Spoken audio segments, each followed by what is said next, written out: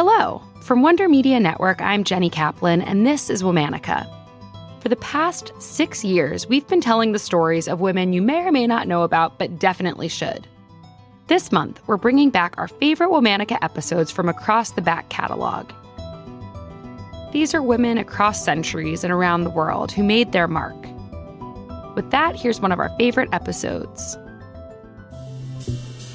Hey y'all, I'm Erin Haynes. I'm the editor-at-large for the 19th News, a nonprofit newsroom reporting on gender, politics, and policy. I'm also the host of a brand new weekly podcast from the 19th News and Wonder Media Network called The Amendment. Each week, we're bringing you a conversation about gender, politics, and the unfinished work of American democracy. Our very first episode features my dear friend and Pulitzer Prize-winning journalist, Nikole Hannah-Jones. It's out now, so please go listen and follow the show. On top of all of this, I'm your guest host for this month of Womanica. This Black History Month, we're talking about revolutionaries, the Black women who led struggles for liberation from violent governments, colonial rulers, and enslavers. These women had the courage to imagine radically different worlds, and they used their power to try and pull those worlds into view. Today, we're talking about a woman whose work as a civil rights activist made her a target. She was the first woman added to the FBI's most wanted terrorist list, and she's refused to see herself as a criminal. She fought for Black liberation and spoke out against the criminality of the U.S. government. Let's talk about Assata Shakur. Assata Shakur was born in 1947. Her mother named her Joanne Deborah Byron. Assata spent the first few years of her life living in Jamaica, New York.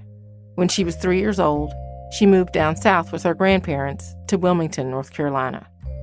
In 1950, North Carolina was segregated by race. Assata's grandparents made sure to raise her with a sense of personal dignity. Assata learned to hold her head up high, look white people in the eye, and speak up. They taught Assata that she was as good as anyone else.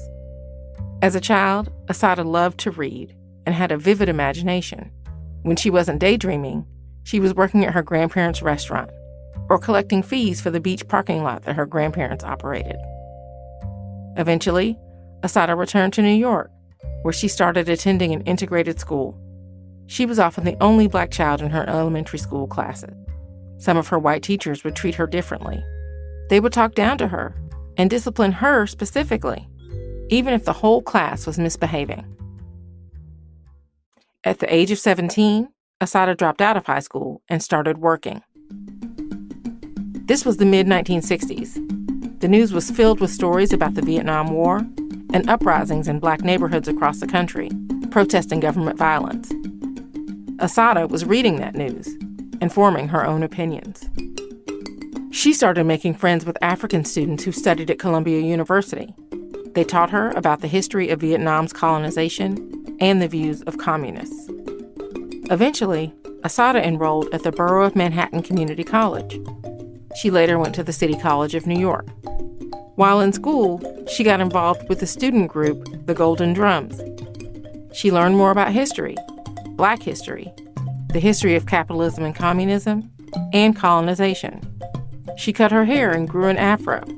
She attended demonstrations and started wondering how she could plot a revolution. To learn more about what revolution meant, Assata went to California, where the Black Panther Party was founded. After meeting with revolutionary groups and exchanging ideas on the West Coast, she returned to New York. There, she joined the Black Panther Party. She worked in their medical cadre, then their free breakfast program. But Assata had deep ideological disagreements with party leadership, and eventually, she left the Panthers. Even after her departure, she was surveilled. The government at the time was committed to eliminating the Panthers.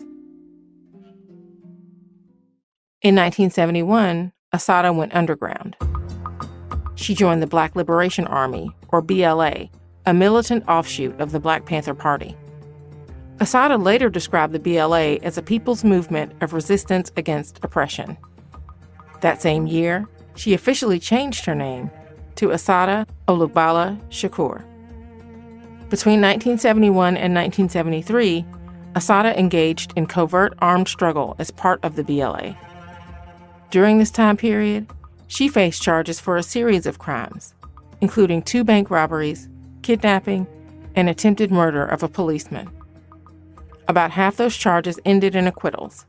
The other half were dismissed. On May 2, 1973, Assata was driving down the New Jersey Turnpike with Assata Shakur and Sundiata Akali. Their car allegedly had a faulty taillight, and they were pulled over by state troopers.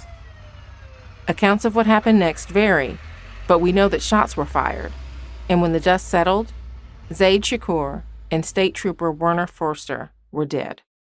Assata had been shot multiple times. Assata's arm was temporarily paralyzed from her bullet wounds. Her clavicle was broken, and one of her lungs had fluid in it. When she was taken to a hospital, she faced rampant abuse at the hands of the police while trying to recover. Eventually, she was incarcerated. In 1974, she gave birth while awaiting trial at Rikers Island, in dire living conditions. In March 1977, Assata received her first and only convictions. She was found guilty of 6 counts of assault and the murder of Werner Forster, the New Jersey state trooper. The fairness of the trial was dubious. The jury was all white, and 2 jurors admitted their prejudice before the trial. During the trial, a neurologist testified that Assata's arm was paralyzed immediately after being shot, meaning she couldn't have fired a gun. Assata later said, quote, "It was obvious I didn't have 1 chance in a million of receiving any kind of justice." Assata was sentenced to life in prison, plus 30 years. She was imprisoned with white supremacists, and she was held in 2 men's prisons. The United Nations later described Assata's confinement as totally unbefitting any prisoner. She was afraid that she would be murdered in prison, so she planned her escape. In 1979, Assata broke out of prison and went underground. She reappeared 8 years later in Cuba. In 1987, she published Assata Shakur, an autobiography, which included an account of her early life and her time spent in prison, as well as her poetry. Many of the details we know about her life are thanks to these writings. The New Jersey state government kept trying to capture Assata Shakur after her disappearance. In 1997, Pope John Paul II was planning to visit Cuba.